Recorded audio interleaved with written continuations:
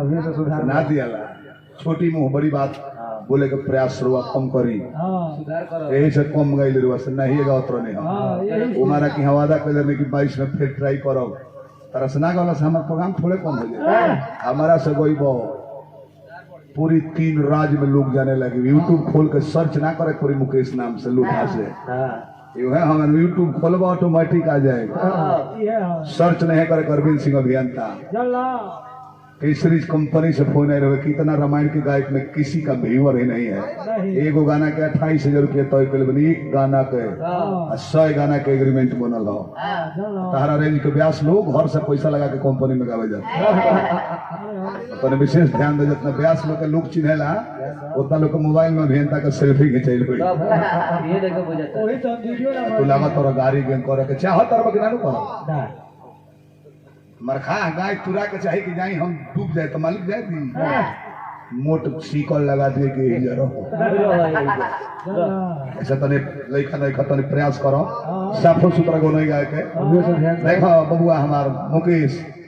बेहाया के गाछ ढेर हो जाई एक और माना कि सखुआ के इज्जत कम हो जाई बाजार बाजार मीना बाजार खुल गई बड़ा सन 3 महीना गारंटी 150 में सोना को सिकोरी तो मीना बाजार खुल गए तो माने सोनार लोग बैठा रहता जब रेला तारा सब 55,000 रुपये भरी नु दाते कोट हो जाता तो बुकी नहीं को पड़ता ऐसे को ध्यान दे तने निमन बने का प्रयास करो आना तू ईमानदारी से कहियो रामायण छूके हमारा से बड़ फुहरा गाड़ी के डायरेक्टर के हो बताओ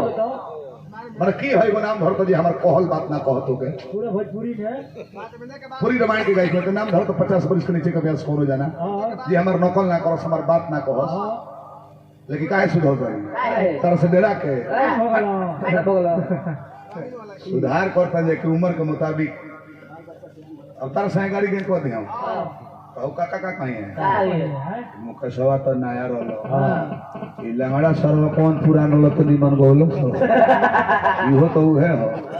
आ तारा बात के जवाब देवे लगो तो फुहरे होई आ ना देव तो नायका लोग कहले कि भाई लुथवा तो बोलत रहला लंगड़ू ना बोलत ले तो दोनों में तो घटे बा यही कुछ तो ना गई थी तार लोग जवाब देव तो गाड़ी के होई आ ना देव तो हमार वोट बिगड़ी के लंगड़ बोल ही तो ना रहला बोल ही ना दे तो रहलो तो कोई ना कोई हमारे जानकारी में 20 गिरी बो लड़ में 20 गिरी बो ना तू अपना में सुधार ले आओ ताकि तरह के मुकेश भैया नायका व्यास कह सब मुकेश जी हमने कहीं जा मुकेश बबुआ कहीं जा ऐसा मत बनाओ कि गाड़िए के मुंह लुथवा कह जा जेरो पे लाता लुटी कर जाला मरे तो हमने को लाता लुटी करे को उम्र बा जनरल बोगी में जनरल पैसेंजर लाता लुती करला के सीट मिल जाई अब एसी के सीट मिला तो है कुली मंग